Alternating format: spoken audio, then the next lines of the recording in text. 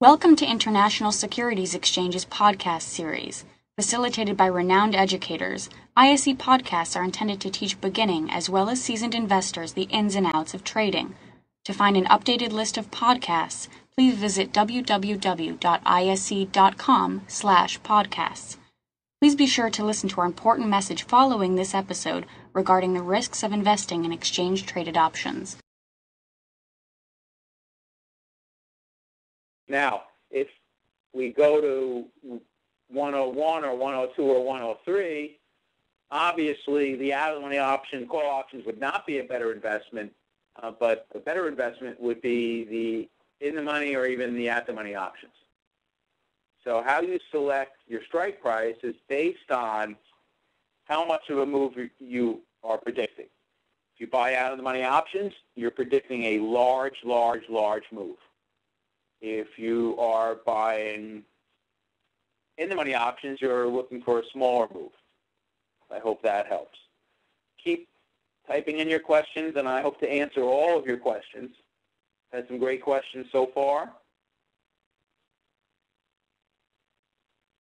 Let's see. What else do we have here? Question about premiums.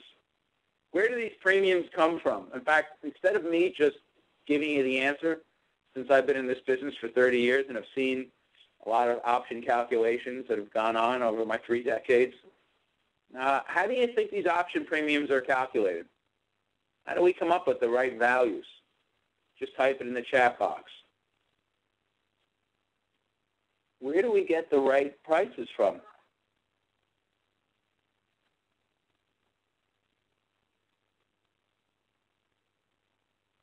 Where do you think the option prices are coming from? Well, believe it or not, the option prices are coming from market expectations, the future market expectations. So you'll notice that if you look at the Australian dollar, it tends to trade at higher volatility relative to the Canadian dollar. Anybody want to take a stab at why is the Australian dollar implied volatility, the actual option premiums, higher typically than the Canadian dollar? Type it in your chat box. Why do you think the Australian dollar's volatility, the actual option premiums, are higher than the Canadian dollar? Take a guess. Nobody's actually taking a stab at this one, but I think it's important for you to really understand options. You got to get a feel on why one class of options would have higher premiums relative to another. I know one wants to take a stab at it. All right, let me make sure that I don't see any answers here. Nope. Oops. Thanks, KD. You're exactly right. Volatility. So if you looked at the Australian dollar versus the Canadian dollar, the Australian dollar is expected to be more volatile than the Canadian dollar. The Australian dollar is more likely to make a move up or down. Thank you, KD. That's exactly right.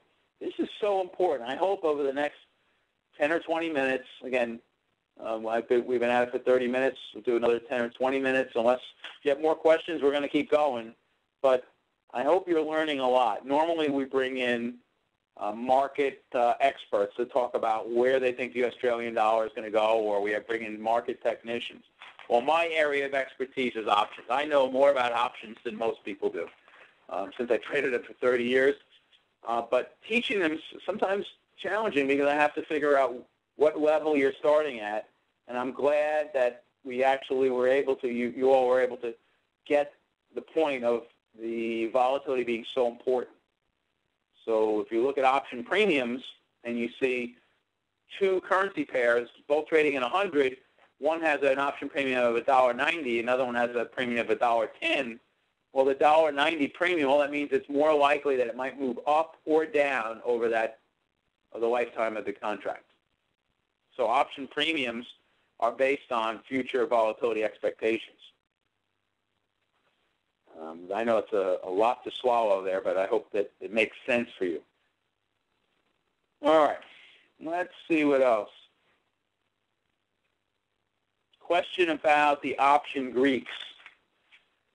How do the option Greeks work? No, the option Greeks were released to the public in 1973. They were released the beginning of the CBOE, and it allowed option traders to have a general idea of what an option might be worth. And so what you would do is you'd plug in, as we just mentioned, the expected volatility, and then you could come up with an option's theoretical value. Of course, you'd need to know other things like where's the asset today, where's the strike price, time left until expiration, interest rates, dividends, if you will, and then volatility. Okay, so that all makes sense. But if I want to know how much my option might move, because an option is a derivative to the underlying instrument, well, then I would need this option pricing model. And the model gives me a general view, general sense of what an option might be worth. It is by no means a guarantee. It's just a general guess on what something might be worth. So, for example, going back to the Australian dollar trading at 100, the AUM parity, or 100, based on the ISE pair value. If I buy the 100 call today, and tomorrow the AUM goes to 101, which is obviously a pretty big move.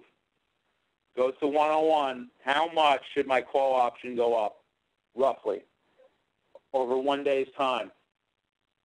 If it moves from 100 to 101, how much should my 100 call move up in value, roughly? I'm going to pose it to all of the attendees, trying to figure out what the delta of this option is. This is very important. It's the most important Greek. Katie, thank you. And at the money should always be about 50 cents. Exactly. Excellent. So that, again, this is really important. So again, I don't have any slides today. I'm just speaking extemporaneously on either subjects that I think are important or hopefully your questions. Next point that Katie points out is that the in-the-money might have a delta of anywhere from 80 to 90. That's exactly right. And if the in-the-moneys have very high deltas, like 80 or 90, then the out-of-the-money could be somewhere in that 20 range, exactly. So it would be the inverse. So if the in-the-money is 80, then the out-of-the-money might be 20. And so if I bought an out-of-the-money option and the asset moved up a point, well, my out-of-the-money option won't really move much. Maybe it might move about 0.20. So the at-the-money might move 0.50. The in-the-money might move, as Katie pointed out, maybe 0.8 or 0.9.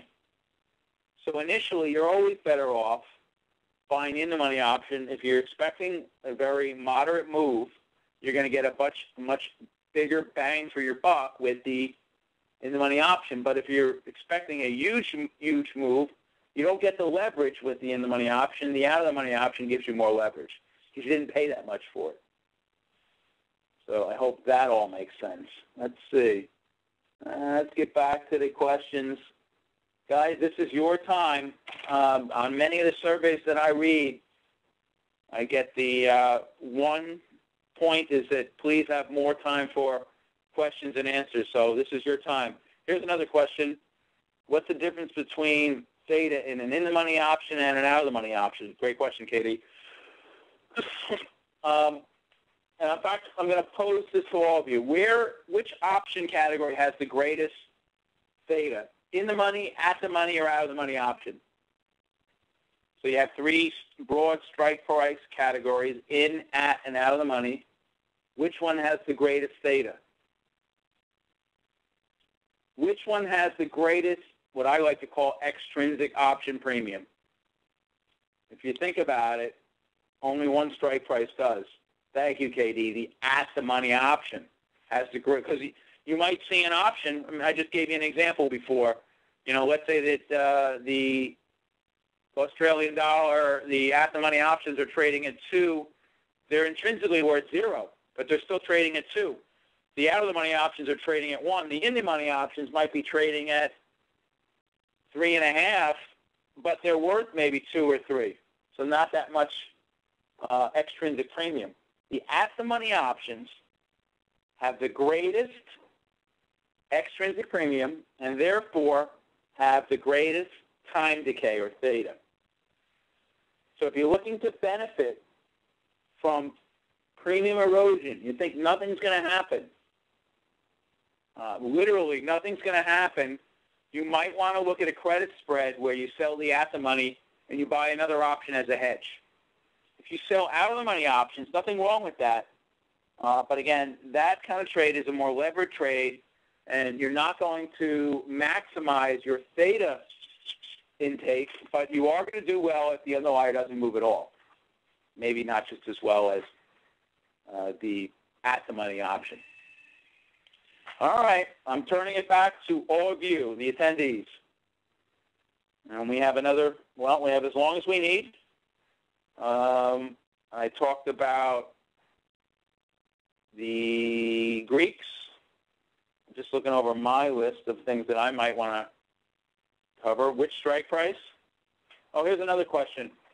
If I'm thinking about different months I should trade, what is, and I think all of you know this, what's one of the advantages of trading short-dated options, and what is one of the disadvantages of trading short-dated options? What is an advantage of trading short-dated options, and what is a disadvantage of trading short-dated options?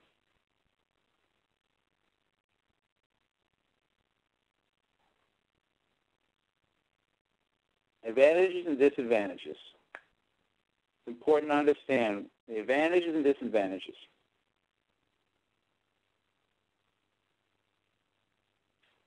Okay, Katie says short-dated options, you have short-dated options, you have gamma risk. So if you're long the option, you want the underlier to make a big move in a short-dated time, short period of time. If you're short the options, you don't want a big move.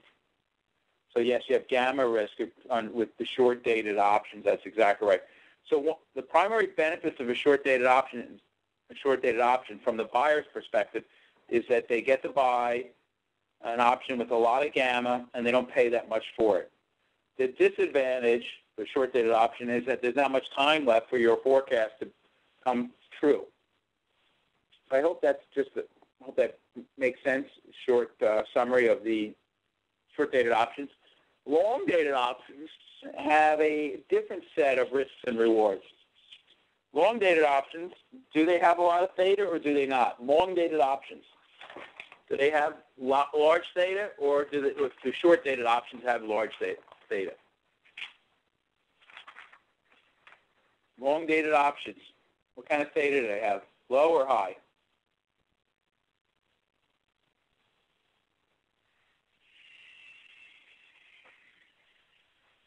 I'm not getting an answer. I'll give everybody another 20 seconds. Oh. Katie, number one, it's a very important. Long-dated options have much, much wider bid-ask spread. That's exactly right. The reason being is that the option model, some of the inputs that go into the model, not so certain. So the marketplace itself usually has a much wider bid-ask spread. That's exactly right. But theoretically, the options have much lower theta, meaning the time decay is much less. Much, much less with my longer dated options. Think about it. The theta measures how much time decay on a one-day basis. If I have 252 trading days left, the fact that the asset doesn't make a move in one day is, I don't want to say it's irrelevant, but it's near irrelevant. Not that applicable because you have 252 trading days. If you have an option that has 2 days of life left and it doesn't move after one of them, well, that's obviously 50% of the time, and that's a lot more important. So I hope that helps. All right. Well, I think it's time to turn it back to you. I think I've actually went through my outline of things that I wanted to handle. Believe so, yep. Went through most of that. Now I want to turn it back to all of you, the attendees, and see if you have any other questions regarding the ISE FX options. Oh, question is from Katie, can you use a married put for margin reduction? And the answer, Katie, unfortunately, is no. Here's the problem. Let's say you're trading at a certain broker, spot broker. It could be TradeStation. It could be Interactive Brokers. It could be a lot of people that will take your spot trade. The problem is that the margin is not covered for regulatory reasons. So you might have a spot trade, and you're going to have to actually handle the two margins separately. So you can't buy a put for margin reduction, but what you could do is, in lieu of your spot trade, you could buy an in-the-money option, let's say here at the ISE, and then sell an at-the-money option and trade what we call vertical spread. So you can do it that way. You could buy maybe an in-the-money call and buy an out-of-the-money put as sort of your collared trade. So you could do that.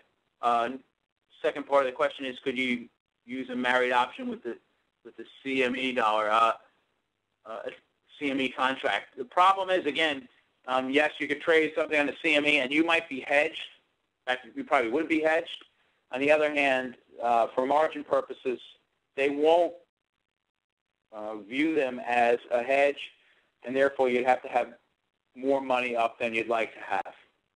So even though you might be hedged, the two regulatory bodies, CFTC, SEC, are not looking at the same overview, and therefore that one contract wouldn't hedge the other as far as from a regulatory perspective or a margin perspective.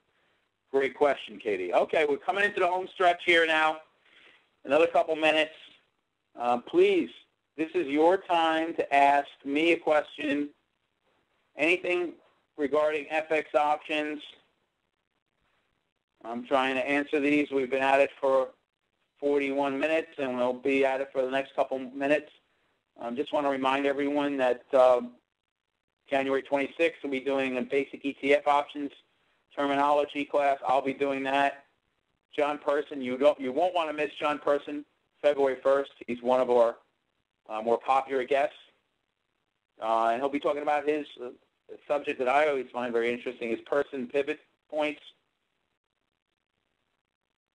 So again, that's something that you might want to check out. And then the same day at 4:30, Jeff Gibby from Thomson Reuters will be talking about an RMO trading strategy that he uses.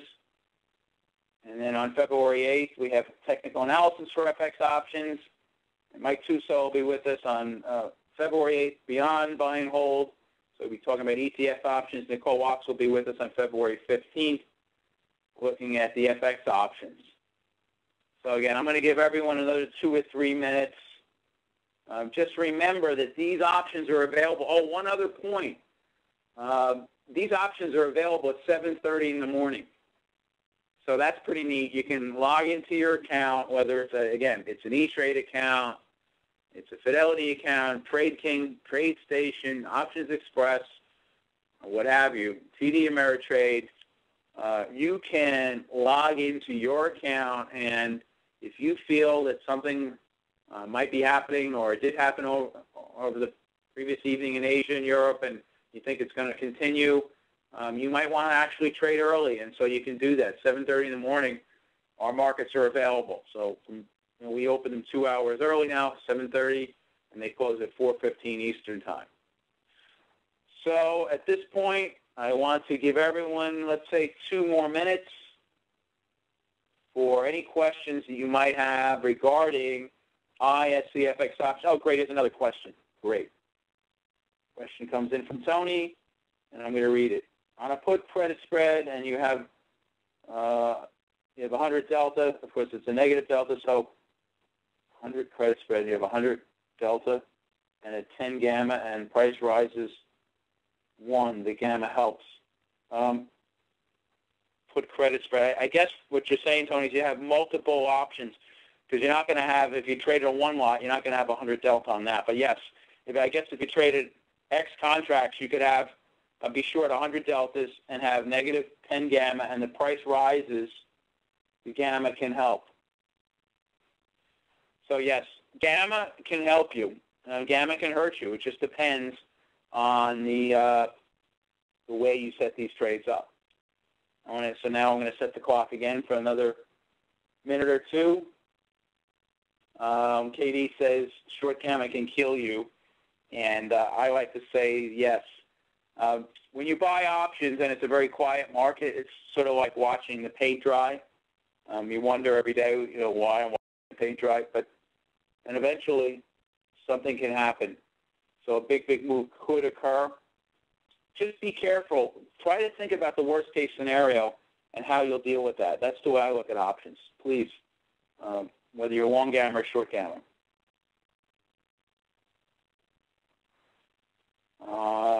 And Vega can kill you too. If you buy long-dated options,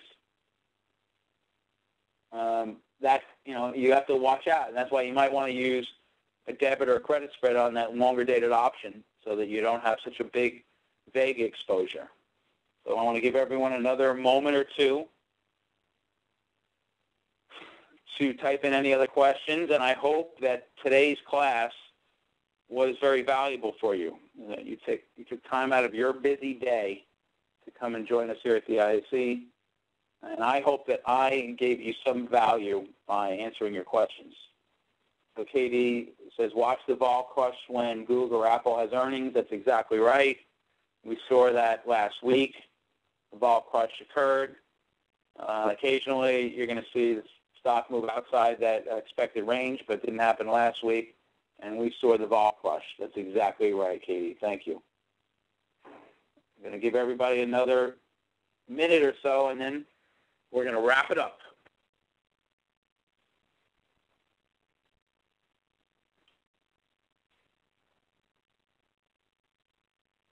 I want to thank all of you for attending.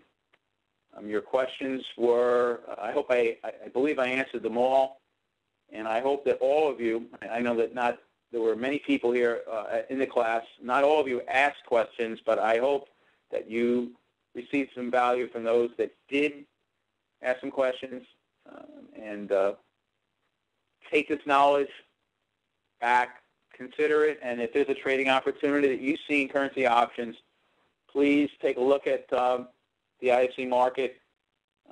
You'll be able to access the market right through your equity options broker.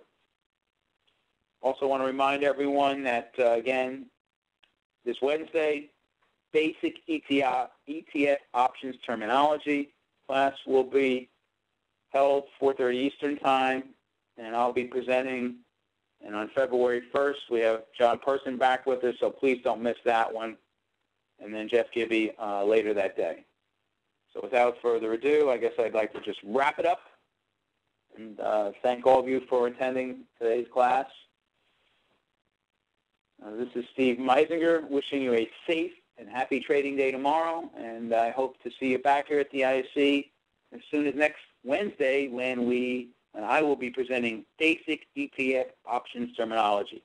Thank you so much for attending. Trade safely. Bye now. On behalf of the ISC, Steve Meizinger wishing you a safe and happy trading day tomorrow. Bye now.